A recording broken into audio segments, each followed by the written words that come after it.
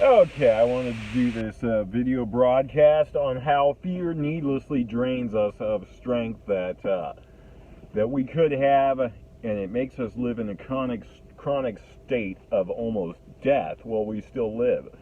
Uh, and worse than death itself would be to live long in continual dread and fear over life.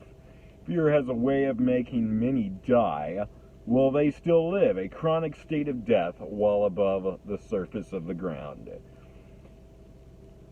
We become truly miserable, and even though we're seeing the light of life, we live in the dreadful darkness of the soul when we let worry and fear plague us needlessly.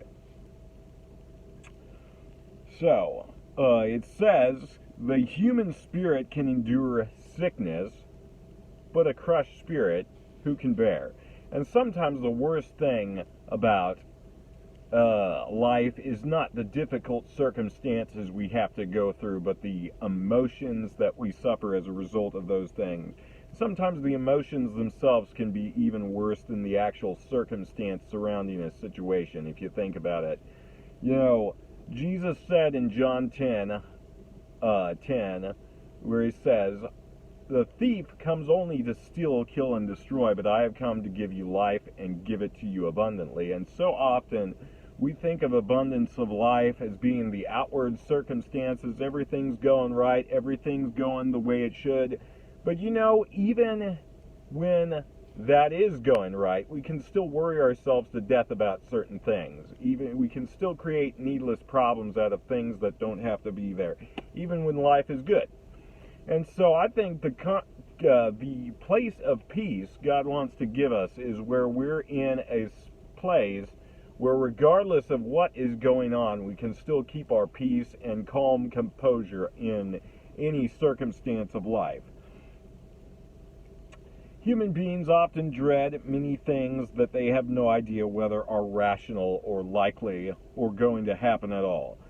And if you think about it, a cow, for example, has peace of mind even though it might get shot the next day and turned into hamburger. But if you think about it, we could live in even a worse situation than that. At least cattle or livestock can enjoy that day before it is killed. You know, yet when we live in fear, we borrow all the sorts of things that could happen and could go wrong. And, we lose our peace of mind.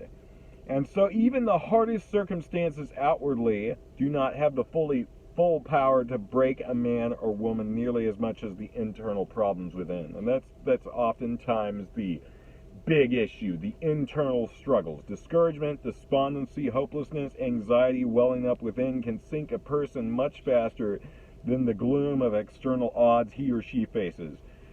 The poor person whose life is hard has more to live for with a heart of hope than a rich person who lives in chronic dread and fear of the unknown, if you think about that. A rich person is not any better than even the poorest one if he is robbed of enjoyment through his own discontentment, anxiety of heart, or unfulfilled in his state of his soul. Some of the most miserable people are not the ones that lack a lot, but have their own problems they live with inside of them, the troublers in their heart, the fearful house guests of their own minds. And that is so true. Sometimes we create problems much bigger than anything else we face by just thinking and overthinking and creating little monsters inside our head that don't have to be there.